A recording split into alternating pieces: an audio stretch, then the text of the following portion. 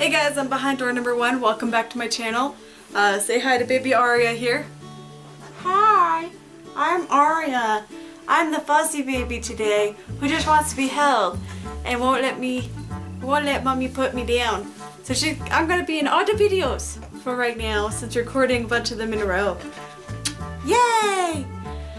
So if you're new to the pregnancy videos that I've been doing, there's a few things that we've already talked about. We've talked about the general overview, we've talked about the first and second trimesters, and now we're going to talk about the third trimester. So my third trimester was the most eventful, obviously, since the babies were born. But besides that too, things started to get a little more heated. So third trimester rather, God, if I could remember numbers. Are you trying to reach your feet?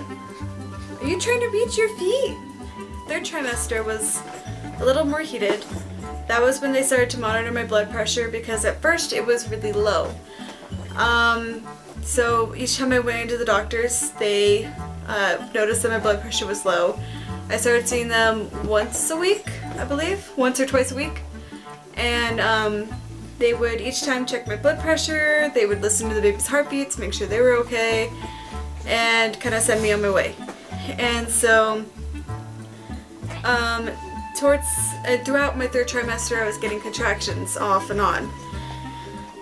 Towards the end there, I was in the hospital 3 times because I was getting contractions.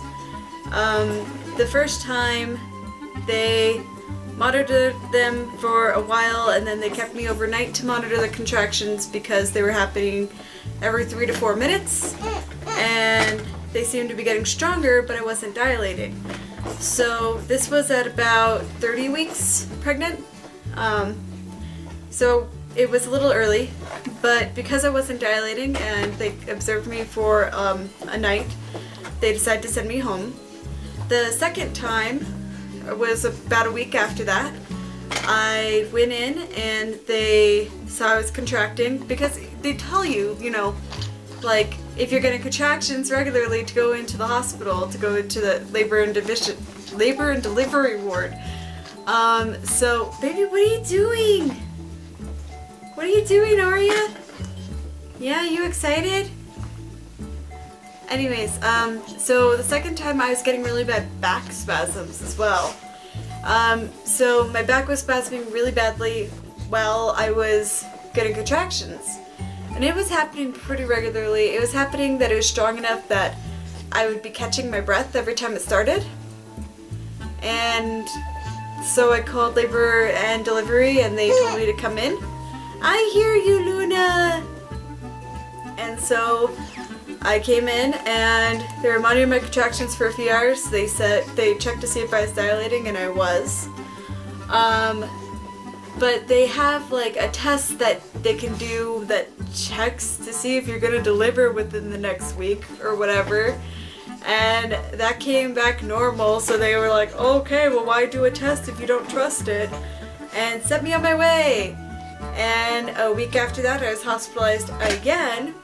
This time I was in a specialist appointment. They checked my blood pressure and hospitalized me. So, because at that point my blood pressure was through the roof.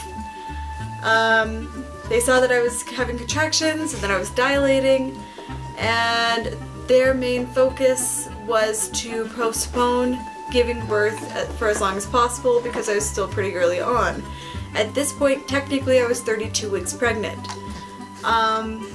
So they put me on magnesium and they put me on bed rest and I was stuck there. But they let me occasionally take wheelchair rides around the hospital. And I was only there for like 2 days before the early morning of August 5th, which is when they kept coming into my room because I was hooked up to all the machines. Luna, do you want to come over here too? So, like I was saying, at this point, my O2 kept dropping and they weren't sure why. So they noticed that it kept dropping pretty significantly. They would ask me to take a deep breath. I would take as deep a breath as possible, and they sent me to get an x-ray of my lungs, and that was when they found that my lungs were filling with fluid. So at this point, the idea of postponing the pregnancy or the delivery any longer was impossible, because my life was at risk and the baby's lives were at risk. About a week before this also was when they discovered that the girls were not sharing food evenly. Baby! You're okay. Baby Luna here was eating more food than baby Arya here. Do you want to show my hand? Yeah, teething babies. Ow! My goodness. Yeah, you want to chew my hand. Okay, so at this point they've noticed that baby Luna was gaining more weight than baby Arya, and that mixed with my severe preeclampsia, which is what the high blood pressure was that was causing my lungs to fill with fluid, they decided it was best for us to do an emergency C-section. I asked them if there was any way at all. Baby! Are you talking? Yeah? That's not even a cry. That's just talking. What was I saying?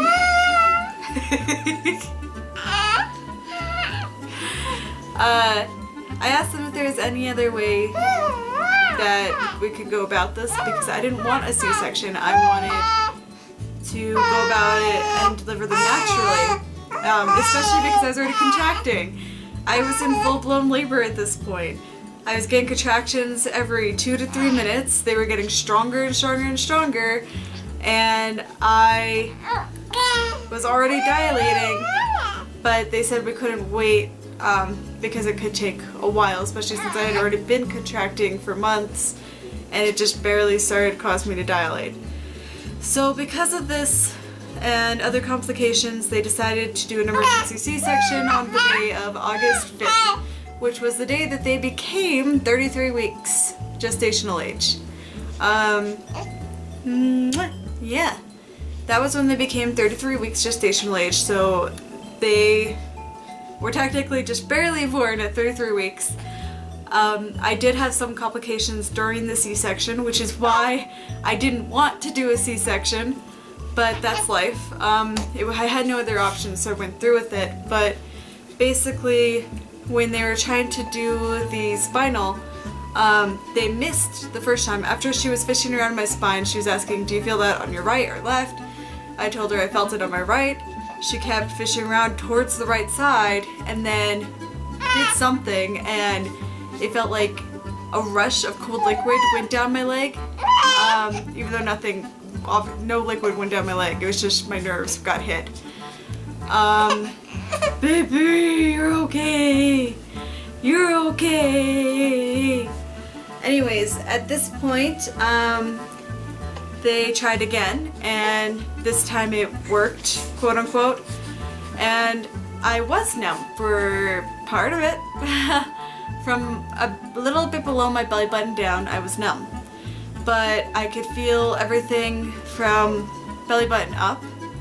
So because of this, I couldn't feel the incision from the scalpel, but I could feel them taking out my organs. I could feel them reaching inside and pulling the babies out. I could feel them displacing things and pulling and tugging.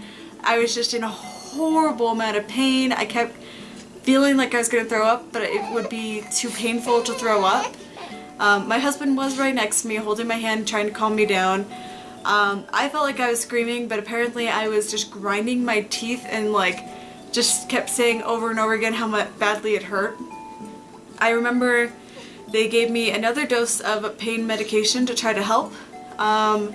It didn't help. So after a while of this, the moment that they got both of the girls out, they put me the rest of the way under. Well, I mean, I could hear the girls when they came out. I could hear their cry, and they brought them around. I could see them for like 2 seconds, and then they took them away, and then they put me completely under. Luna was born first at 4:40 and Ari was born second at 4:45 p.m. And so after that, the next thing I remember was waking up. I had expressed that I wanted to breastfeed my girls. So even though I was drifting in and out of consciousness, the lactation specialist came over and we began to pump my breast. So because I kept drifting back out of consciousness, my sister was holding one side of the pump, the lactation specialist was holding the other, because you have to tell your body that you've given birth. So the best way to trigger, you know, lactation is to do that immediately after giving birth. Even though most mothers, if they have a normal pregnancy and delivery, they're able to actually breastfeed their child first. But because my girls were wheeled off immediately to the NICU and I was wheeled off immediately to recovery, I couldn't actually breastfeed them at first. After this, before they took me back to my room, they wheeled me into the NICU. They let me see the girls. I couldn't hold them yet because I had just had surgery, but they let me see the girls, and I could kind of like touch their hand, and then they wheeled me away again, and I was on magnesium still because my blood pressure was still through the roof. So because of that, I was yet again bedridden for 24 hours. Literally could not move. They had told me that once the 24 hours were up, I would have to be able to get up and get into the wheelchair myself before I could go see the babies. So that's what we did. Once the 24 hours were up, even though I had just had surgery, I got myself up, I got in the wheelchair, and they wheeled me over to see the babies, and that was when I was able to hold them for the first time. And even then it was hard because they were in the NICU for about a week, because they couldn't breathe on their own at first. So they had breathing tubes, they had feeding tubes, they had IVs. It was pretty rough at first. And then after that first week, they were able to breathe on their own. And they transferred them to newborn intermediate care. So NIC or something like that, or intermediate newborn care, something like that, whatever. It was the intermediate care, it wasn't fully the NICU anymore. And at this point, they had IVs and feeding tubes, but they didn't understand how to eat. They were both pretty small. I'll put pictures of what they looked like and their birth weights and all that fun stuff in here. Future Willa, edit that in here. Woo.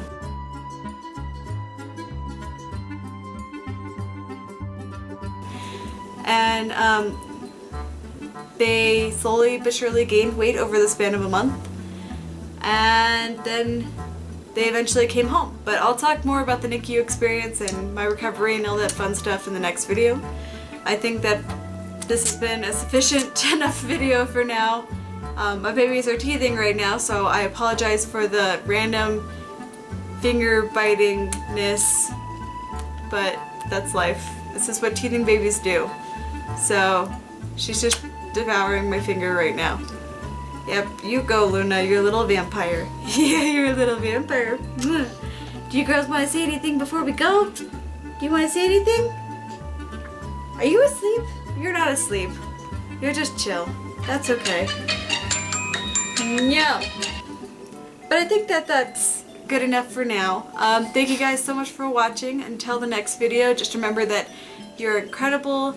You can do this. You can do anything you set your mind to. And these little babies are rooting for you. Say, yay! Go, you go! You can do it! Yeah. Thank you guys so much for watching. We'll see you in the next video, okay? Bye!